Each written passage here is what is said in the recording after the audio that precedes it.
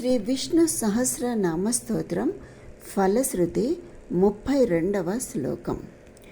ఆర్తా విషణ్ణా శిథిలాశ్చ భీతాః ఘోరేషు చ వ్యాధిషు వర్తమానాః సంకీర్త్య నారాయణ శబ్దమాత్రం విముక్త దుఃఖా సుఖినో భవంతి.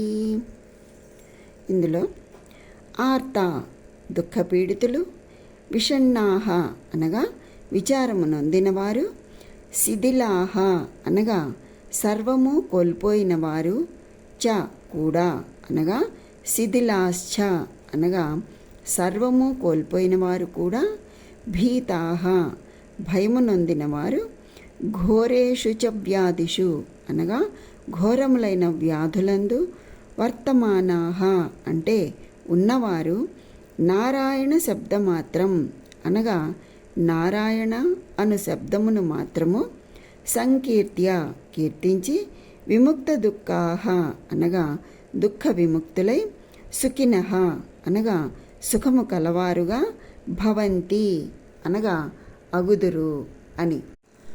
ఆర్తాః విషణ్ణా శిథిలాశ్చ భీతాః ఘోరేషు చ వ్యాధిషు వర్తమానాః సంకీర్త్య నారాయణ శబ్దమాత్రం విముక్త దుఃఖా సుఖినో భవంతి అనగా దుఃఖపీడితులు, విచారగ్రస్తులు, సర్వమును కోల్పోయినవారు, భయమును పొందినవారు, ఘోర వ్యాధి పీడితులను కూడా నారాయణ అను నామమును మాత్రము కీర్తించి దుఃఖ విముక్తులై సుఖమును పొందెదరు అని భావం.